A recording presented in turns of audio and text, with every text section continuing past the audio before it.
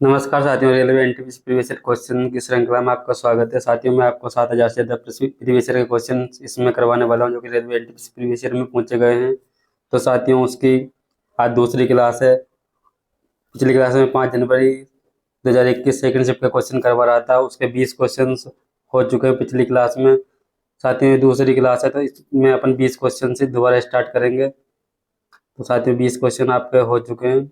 ये जो भी क्वेश्चन है इसरो वाले। तो साथियों, स्टार्ट करते हैं क्वेश्चन नंबर 20 से। क्वेश्चन नंबर 17 आ चुका है। क्वेश्चन नंबर 20 से स्टार्ट करेंगे साथियों। ये क्वेश्चन हो गया था पिछली क्लास में कि 1974 में जो रेलवे हड़ताल हुई थी, उसका नेतृत्व किसने किया था?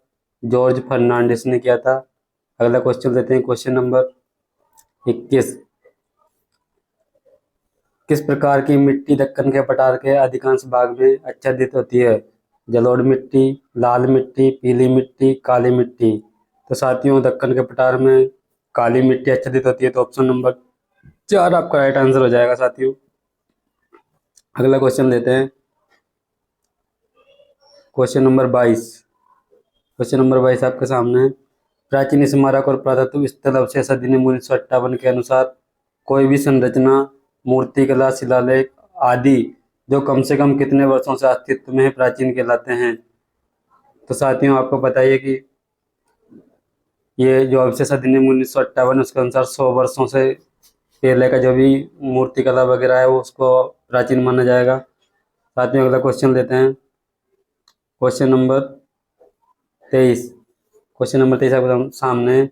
भारतीय पुरातत्व सर्वेक्षण ASI द्वारा घोषित दक्षिण भारत के राष्ट्रीय महत्व के स्मारकों की सूची में भारत का कौन सा राज्य सबसे आगे है? तो ये 2020-21 के अनुसार था, कर्नाटक राज्य सबसे आगे था। वर्तमान में कौन सा है साथियों, आपको कमेंट करके बताना है। अगला क्वेश्चन लेते हैं, क्वेश्चन नंबर 24। निम्नलिखित में से कोरोमंडल तट दो राज्यों का घर है? किन दो राज्यों का कोरोमंडल तट घर है? पंजाब और NCR, तमिलनाडु और आंध्र प्रदेश, महाराष्ट्र और गुजरात, पश्चिम बंगाल और झारखंड। तो आपका राइट आंसर हो जाएगा तमिलनाडु और आंध्र प्रदेश, ऑप्शन नंबर 2। अगला क्वेश्चन लेते हैं साथियों, डिटेल्ड PDF आपको मेरे टेलीग्राम चैनल पर मिल जाएगी साथियों। क्वेश्चन नंबर 25 लेते हैं। संयुक्त राष्ट्र हिंदू महासभा 21 जून को किस रूप में मनाती है? तो आपको पता है 21 जून को कौन सा दिवस होता है साथियों? अंतर्राष्ट्रीय योग दिवस, ऑप्शन नंबर 1, जो कि 2015 में नरेंद्र मोदी ने शुरू किया था साथियों, आपको पता ही होगा। अगला क्वेश्चन लेते हैं, क्वेश्चन नंबर 26। सीमांत गांधी निम्नलिखित में से किसे सीमांत गांधी कहा जाता है? मौलाना अबुल कलाम आजाद, खान अब्दुल गफ्फार खान, बदरुद्दीन तैयबजी, मुख्तार अहमद अंसारी। तो आपका राइट आंसर हो जाएगा खान अब्दुल गफ्फार खान, ऑप्शन नंबर 2। अगला क्वेश्चन लेते हैं साथियों, क्वेश्चन नंबर 27। उस प्रक्रिया का नाम बताइए जिसके द्वारा एक कोशिका स्वयं को दो भागों में विभाजित करती है? दोहरा विखंडन, द्विआधारी विखंडन, एक वचन विखंडन, एकाधिक विखंडन। तो राइट आंसर क्या हो जाएगा? ऑप्शन नंबर 2, द्विआधारी विखंडन राइट आंसर हो जाएगा साथियों। अगला क्वेश्चन लेते हैं, ओजोन के एक अणु में ऑक्सीजन के कितने परमाणु होते हैं? 3, 1, 4, 2। राइट आंसर क्या हो जाएगा साथियों? Option number 1। ऑप्शन नंबर 1, 3 परमाणु होते हैं। ओजोन का सूत्र होता है O3, तो ऑक्सीजन के इसमें 3 परमाणु होंगे। अगला क्वेश्चन लेंगे, क्वेश्चन नंबर 29। क्वेश्चन नंबर 29 है, गवर्नर डलहौजी ने किस राज्य को चेरी कहा था? विजयनगर साम्राज्य, झांसी का साम्राज्य, ग्वालियर का साम्राज्य, अवध का साम्राज्य। तो आपका राइट आंसर हो जाएगा अवध का साम्राज्य। अवध का साम्राज्य इसको चेरी कहा था। ये चेरी का फल जैसा है, इसको अपन खा जाएंगे, ऐसा बोला था उसने। ऊंट को रेगिस्तान का जहाज कहा जाता है, ये धारणा किससे ली गई है? ऊंट के कुबड़ होते हैं। ऊंट का उपयोग रेगिस्तान में परिवहन के लिए किया जाता है। ऊंट स्तनधारी है, ऊंट का आकार जहाज जैसा है।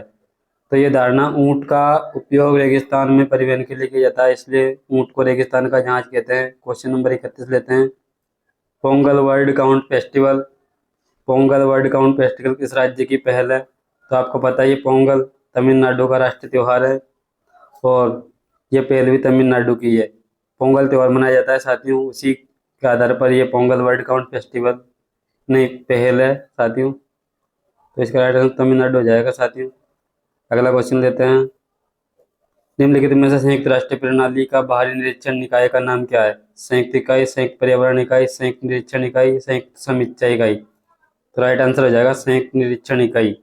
अगला क्वेश्चन लेते हैं, क्वेश्चन नंबर 32। निम्नलिखित पहाड़ियों में से किसकी पश्चिमी सीमा पर भारतीय रेगिस्तान है? भारतीय रेगिस्तान किसको बोलते हैं? जो अपना थार मरुस्थल उसको भारतीय रेगिस्तान बोलते हैं। अरावली पर्वत, कंचनजंगा, पलानी, धूपगढ़। तो आपका राइट आंसर हो जाएगा अरावली पर्वत के पश्चिमी सीमा पर थार मरुस्थल होता है। ये डिटेल मैंने एक्सप्लेनेशन दे रखा है आपको। ये सभी राजस्थान गुजरात से होकर फैला हुआ है साथियों। ये अरावली पर्वत पहाड़ी के पश्चिम में स्थित है। अगला क्वेश्चन लेते हैं। इंटरनेट तक पहुंचने के लिए किसकी आवश्यकता होती है? इंटरनेट तक पहुंचने के लिए किसकी आवश्यकता होती है? आईपी एड्रेस की होती है, टीवी की होती है, ईमेल की होती है, हैकर की होती है। तो राइट आंसर होता है आईपी एड्रेस। एक कंप्यूटर में आईपी एड्रेस होता है और मोबाइल का ईएमआई एड्रेस जैसा आईपी एड्रेस होता है। ईएमआई मोबाइल में ईएमआई नंबर होते हैं ना, उसी प्रकार आईपी एड्रेस होता है साथियों। अगला क्वेश्चन लेते हैं। ये 2019 के अनुसार ये विश्व प्रतिस्पर्धा रैंकिंग 2019 में भारत की रैंक ऊंची थी, तो उस टाइम पर 43 रैंक थी। आपको वर्तमान की याद रखनी है साथियों। भारत का सबसे बड़ा नदी द्वीप माजुली किस नदी पर स्थित है? तो आपको पता है ये माजुली नदी द्वीप ब्रह्मपुत्र नदी पर है, जो कि असम राज्य में है। और इसको 2015 में नदी जिला घोषित किया गया है। ये भारत का सबसे बड़ा नदी जिला भी है। अगला क्वेश्चन लेते हैं, क्वेश्चन नंबर 36। भारत का सबसे बड़ा सार्वजनिक बैंक कौन सा है? तो आपको पता है कि भारतीय स्टेट बैंक सार्वजनिक सबसे बड़ा अपना बैंक है एसबीआई। एसबीआई की स्थापना कब हुई थी साथियों? ये आपको कमेंट करके बताना है। अगला क्वेश्चन लेते हैं। भारत में वस्तु और सेवा कर जीएसटी कब लागू किया गया था? तो आपको पता है नरेंद्र मोदी ने 1 जुलाई 2017 को जीएसटी को लागू किया था। तो ऑप्शन नंबर 3 इसका राइट आंसर हो जाएगा साथियों। और जीएसटी के लिए संविधान संशोधन कौन सा हुआ था साथियों? ये आपको कमेंट करके बताना है। Question number 38। 3 गोलमेज सम्मेलन हुए थे, तो निम्नलिखित में से कौन से पहले गोलमेज सम्मेलन में कौन शामिल नहीं होता? पहले गोलमेज सम्मेलन में कौन शामिल नहीं होता? भारतीय रियासतें, हिंदू महासभा, भारतीय राष्ट्रीय कांग्रेस या मुस्लिम लीग। तो इसमें आपका राइट आंसर रहेगा भारतीय राष्ट्रीय कांग्रेस शामिल नहीं हुई थी साथियों पहले गोलमेज सम्मेलन में, फर्स्ट गोलमेज सम्मेलन में। राइट आंसर हो गया आपका भारतीय राष्ट्रीय कांग्रेस। अगला क्वेश्चन लेते हैं। इसमें अपन को बेजोड़ का चयन करना है। पंखुड़ी, बाह्यदल, पराग, स्नायु। तो इसमें राइट आंसर क्या हो जाएगा आपका? पराग, बाह्यदल, स्नायु, पंखुड़ी। तो राइट आंसर क्या हो जाएगा साथियों? स्नायु, जो कि मनुष्य का पार्ट होता है। तो ऑप्शन नंबर 3 आपका राइट आंसर हो जाएगा, ऑप्शन नंबर 3। अगला क्वेश्चन लेते हैं। 3 दिवसीय विश्व सतत विकास सम्मेलन 2019, 3 दिवसीय विश्व सतत विकास सम्मेलन कहाँ आयोजित हुआ था? वियतनाम की राजधानी हनोई, पोर्ट मोरेस्बी, काठमांडू, नई दिल्ली। तो इसका राइट आंसर होगा पोर्ट मोरेस्बी में हुआ था साथियों 3 दिवसीय सतत विकास सम्मेलन 2019। आपको वर्तमान का याद रखना है साथियों। अगला क्वेश्चन लेते हैं। 11 ब्रिक्स सम्मेलन कहाँ पर हुआ था, किस शहर में हुआ था? ये पूछा था। लंदन में, टोक्यो में, ब्रासीलिया में, न्यूयॉर्क में। तो राइट आंसर क्या जाएगा? ब्रासीलिया में होता है 11 ब्रिक्स शिखर सम्मेलन। 11 ब्रिक्स सम्मेलन होता है ब्रासीलिया में, ब्राजील की राजधानी ब्रासीलिया। अगला क्वेश्चन लेते हैं। इसरो द्वारा लॉन्च किए गए उपग्रह का नाम क्या है, जो मछुआरों को खराब मौसम और ऊंची लहरों के बारे में सतर्क संदेश देता है और अंतर्राष्ट्रीय सीमा रेखा तक पहुंचने पर उन्हें सावधान करता है? IRNSS-11, IRNSS-1, IRNSS, IRNS-10। तो इसका राइट आंसर होगा IRNSS-11, ऑप्शन नंबर 1। अगला क्वेश्चन लेते हैं। मई 2019 में 5वां न्यूक्लियर न्यू बिल्ड कांग्रेस सम्मेलन कहाँ आयोजित हुआ था? दिल्ली, मुंबई, बेंगलुरु, कोलकाता। तो राइट आंसर क्या हो जाएगा? मुंबई। मई 2019 में ये हुआ था मुंबई में। अगला क्वेश्चन लेते हैं। 5वां भारत परमाणु नवनिर्माण कांग्रेस सम्मेलन मई 2019 में मुंबई में आयोजित किया गया था। ये इसका एक्सप्लेनेशन हो गया साथियों। अब ये 7 जनवरी 2021 के शिफ्ट 1 के क्वेश्चन आपके सामने आ चुके हैं, तो आपको बारी बारी से पूरे क्वेश्चन बताऊंगा एक्स्ट्रा फैक्ट सहित। ये रीजनिंग का जी के बेस्ट क्वेश्चन है। विषम को छांटना है, पद्मश्री, परमवीर चक्र, पद्म भूषण, पद्म विभूषण। तो आपका राइट आंसर क्या हो जाएगा साथियों? परमवीर चक्र एक वीरता पुरस्कार है, बाकी पद्म पुरस्कार है, पद्म पुरस्कार है बाकी सब। अगले क्वेश्चन लेते हैं।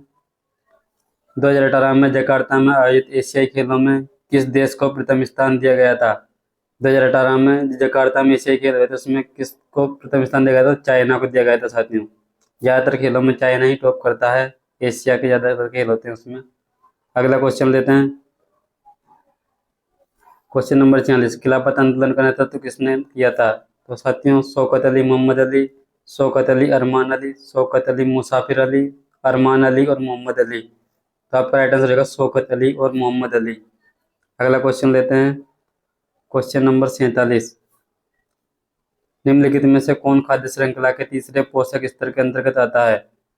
प्राथमिक उपभोक्ता, शीर्ष उपभोक्ता, द्वितीय उपभोक्ता, उत्पादक। तो आपका राइट आंसर द्वितीय उपभोक्ता होते हैं, वो आते हैं तृतीय पोषण स्तर में। अगला क्वेश्चन लेते हैं। भारत को अक्टूबर 2020 तक कितनी बार संयुक्त राष्ट्र परिषद के अस्थायी सदस्य के रूप में चुना गया है? तो भारत को 8 बार चुना गया है साथियों, 8 बार। और वर्तमान में भी भारत को 8 बार ही चुना गया है, 8 बार अब तक 8 बार संयुक्त राष्ट्र परिषद का सदस्य बना है साथियों भारत। अगला क्वेश्चन लेते हैं। केंद्र और राज्य द्वारा वाटरशेड विकास प्रबंधन कार्यक्रम लागू किया गया था। कहाँ पर लागू किया गया था? कौन सा वाटरशेड प्रोग्राम लागू किया गया था? अरवरी, पानी संसद, देश सुधार, हरियाली, नीरू मारू। तो आपका राइट आंसर रहेगा हरियाली। ऑप्शन नंबर 3 आपका राइट आंसर हो जाएगा हरियाली। अगला क्वेश्चन लेते हैं। रोल एक्ट को कब पारित किया गया था? एक रोल एक्ट होता है, एक रेगुलेटिंग एक्ट होता है। तो रेगुलेटिंग एक्ट 1773 में पारित हुआ था, आपको पता ही है रेगुलेटिंग एक्ट। अब रोल एक्ट बताना है आपको कि रोल एक्ट कब पारित हुआ था? 1920, 1919, 1921, 1922। तो 1919 आपका राइट आंसर हो जाएगा। रोल एक्ट 1919 में और रेगुलेटिंग एक्ट 1973 में। 51 नंबर क्वेश्चन है। पेरिफेरल, आई और ओ इसका मतलब होता है इनपुट आउटपुट। आई और मतलब होता है इनपुट आउटपुट में कितने आउटपुट होते हैं? तो साथियों 256 आउटपुट होते हैं, 256। अगला क्वेश्चन लेते हैं। 2011 की जनगणना के अनुसार सबसे अधिक आबादी वाला शहर कौन सा है? सबसे अधिक आबादी किस शहर की आपको पता ही है? आबादी वाला राज्य पूछा है, सॉरी राज्य। तो राज्य में आपको पता ही है कि सबसे अधिक होती है उत्तर प्रदेश की और सबसे कम होती है सिक्किम की। सिक्किम की सबसे कम जनसंख्या है और सबसे अधिक उत्तर प्रदेश की है। उस तत्व का नाम बताइए जिसका इलेक्ट्रॉनिक विन्यास 287 है। तो वह तत्व कौन सा है? 287 का मतलब होता है परमाणु क्रमांक 17। और परमाणु क्रमांक 17 किसका होता है? क्लोरीन का होता है। तो क्लोरीन राइट आंसर हो जाएगा साथियों। अगला क्वेश्चन लेते हैं। क्वेश्चन नंबर 54, पर्यावरण और वन के संदर्भ में WCCB का अर्थ क्या है? विश्व संरक्षण नियंत्रण ब्यूरो, विश्व अपराध नियंत्रण ब्यूरो, वन्यजीव अपराध नियंत्रण ब्यूरो, वन्यजीव संरक्षण नियंत्रण ब्यूरो। तो वन्यजीव अपराध नियंत्रण ब्यूरो आपका राइट आंसर हो जाएगा। ऑप्शन नंबर 3 है ना, वन्यजीव अपराध नियंत्रण ब्यूरो, उसका राइट आंसर हो जाएगा WCCB की फुल फॉर्म। ये GDP रैंकिंग के अनुसार अर्थव्यवस्था के मामले में भारत की रैंक क्या है? तो आपको पता है कि GDP के मामले में भारत 5th रैंक पर है। 5th रैंक राइट आंसर हो जाएगा 5th। टॉप 5 अर्थव्यवस्था मैंने बता रखी है। सबसे पहले पर जापान होता है, दूसरे पर जर्मनी है, तीसरे पर फ्रांस है, ग्रेट ब्रिटेन पर भारत 5वें नंबर पर आ जाता है। ये वर्तमान की वो बता रखी है मैंने आपको अर्थव्यवस्थाएं। अगला क्वेश्चन है क्वेश्चन नंबर 56, भारत सरकार के किस भारतीय मसाले के लिए अमेरिकी पेटेंट को चुनौती दी और उन्हें रद्द करने के लिए मजबूर किया? तो किस मसाले को साथियों? हल्दी को। हल्दी राइट आंसर हो जाएगा साथियों। अगला क्वेश्चन लेते हैं। क्वेश्चन नंबर 57, क्वेश्चन नंबर 57 है, संयुक्त राष्ट्र के कितने संगठन है? तो आपको पता है संयुक्त राष्ट्र के कितने संगठन है साथियों? ऑप्शन 28, 22, 12, 26। तो राइट आंसर रहेगा ऑप्शन नंबर 26। संयुक्त राष्ट्र के 26 संगठन कार्यरत हैं, वर्तमान में भी 26 ही है साथियों। कंप्यूटर के लिए दूरस्थ लॉगिन सुविधा क्या है? FTP, RTP, Telnet, HTTP। तो टेलनेट आपका राइट आंसर हो जाएगा। Option number C 3। अगला क्वेश्चन लेते हैं, गुरुत्व खोज से संबंधित दूरभाष किससे संबंधित होगा? तो आपको पता है गुरुत्वीय खोज होती है तो दूरभाष का क्या होता है? आविष्कार होता है। दूरभाष एक उपकरण होता है टेलीफोन, उसका आविष्कार हुआ था। तो ऑप्शन नंबर 4 राइट आंसर रहेगा। ये रीजनिंग का क्वेश्चन है तो लेकिन जी के बेस था, इसलिए मैंने आपको करवाया है। गुरुत्वाकर्षण की खोज आइजैक न्यूटन ने की थी, दूरभाष का आविष्कार अलेक्जेंडर ग्रैहम बेल ने किया था। ये इसका एक्सप्लेनेशन हो गया साथियों। अगला क्वेश्चन लेते हैं, क्वेश्चन नंबर 60। स्वतंत्र से संबंधित विभिन्न रोग किस प्रकार के प्रदूषण के कारण होते हैं? ध्वनि प्रदूषण से होंगे साथियों, आपको पता ही है। ध्वनि प्रदूषण नहीं, सॉरी, वायु प्रदूषण के कारण होंगे साथियों। श्वसन संबंधित बीमारी है तो वायु प्रदूषण राइट आंसर है। यह इजी क्वेश्चन है। अगला क्वेश्चन लेते हैं, कंप्यूटर में कौन सा घटक नहीं होता है? मेमोरी होती है साथियों, सीपीयू भी होता है, एएलयू भी होता है, लेकिन पेपर नहीं होता है। पेपर नहीं होता है कंप्यूटर का पार्ट। अगला क्वेश्चन लेते हैं, 1920 से 1922 में असहयोगी आंदोलन का नेतृत्व किसने किया था? महात्मा गांधी, जवाहरलाल नेहरू, सुभाष चंद्र बोस, मोतीलाल नेहरू। तो आपका महात्मा गांधी राइट आंसर हो जाएगा। अगला क्वेश्चन लेते हैं, क्वेश्चन नंबर 63। एशियाई फुटबॉल कप की टूर्नामेंट की मेजबानी कौन सा देश करेगा 2023 में? तो ये आपके लिए अभी इम्पोर्टेंट रहने वाला है। एशियाई फुटबॉल टूर्नामेंट की मेजबानी दक्षिण कोरिया, भारत, जापान, कतर। ये जाना नहीं है, सॉरी, जापान है ऑप्शन में। तो राइट आंसर आपका कतर हो जाएगा। कतर करेगा इसकी मेजबानी 2023 की, कतर करेगा। अगला क्वेश्चन लेते हैं, भारत ने पहले परमाणु बम का आविष्कार परीक्षण था वो कब किया था? 81, 1969, 1976, 1974। तो आपको पता है 1974 में पहला परीक्षण हुआ था और 1991 में दूसरा परीक्षण होता है। 1991 में दूसरा परीक्षण हुआ था साथियों, 2 परीक्षण हुए थे। अगला क्वेश्चन लेते हैं, क्वेश्चन नंबर 65। विश्व का सबसे व्यस्त समुद्री मार्ग कौन सा है? विश्व का सबसे व्यस्त समुद्री मार्ग कौन सा है? 65 नंबर क्वेश्चन है। उत्तरी प्रशांत समुद्री मार्ग, दक्षिणी प्रशांत समुद्री मार्ग, उत्तरी अटलांटिक समुद्री मार्ग, केप ऑफ गुड मार्ग। तो राइट आंसर रहेगा ऑप्शन नंबर 3, उत्तरी अटलांटिक समुद्री मार्ग सबसे व्यस्त मार्ग है। अगला क्वेश्चन लेते हैं, क्वेश्चन नंबर 66। ऑप्शन नहीं दिख पाएंगे साथियों। क्वेश्चन नंबर 66 है, भारत सरकार द्वारा निम्नलिखित में से कौन सी ग्रामीण आवास योजना को प्रधानमंत्री ग्रामीण आवास योजना पुनर्गठित किया गया था? तो आपको बताइए इंदिरा आवास योजना का नाम पलटकर प्रधानमंत्री ग्रामीण आवास योजना रखा था। अगला क्वेश्चन लेते हैं, द्वितीय विश्व युद्ध से प्रभावित महिलाओं और बच्चों के लिए आपातकालीन भोजन और स्वास्थ्य देखभाल करने के लिए संयुक्त राष्ट्र की कौन सी एजेंसी कार्यरत है? तो आपको पता है यूनिसेफ, जो कि महिला और बच्चों के सुरक्षा के लिए होती है, यूनिसेफ ऑप्शन नंबर 3। अगला क्वेश्चन, यूनिसेफ की स्थापना पेपर में मुझ जाती है, ये मैंने बता रखा है। 11 दिसंबर यूनिसेफ के बारे में सारी डिटेल लिखी हुई है। तो साथियों इसको बाद में आप पढ़ लेना, मैं PDF आपको टेलीग्राम पर अपलोड करवा दूंगा। निम्नलिखित में से कौन सा प्रत्यक्ष विदेशी FDI को आकर्षित करने के लिए भारत सरकार की पहले FDI के प्रस्तावों को आवेदन प्राप्त होने के 10 दिनों के भीतर मंजूरी देना अनिवार्य है? राज्यों को सिंगल विंडो क्लियरेंस सिस्टम को मजबूत करने पर ध्यान देना चाहिए। भारत सरकार ने राज्यों द्वारा चलाए गए उद्यमिता कार्यक्रम पाठ्यक्रम की घोषणा की। FDI के प्रस्तावों के लिए अनुमोदन तंत्र की डील की है। तो राइट आंसर क्या जाएगा साथियों? राइट आंसर क्या जाएगा? ऑप्शन नंबर 3, ऑप्शन नंबर 3 इसका राइट आंसर हो जाएगा साथियों।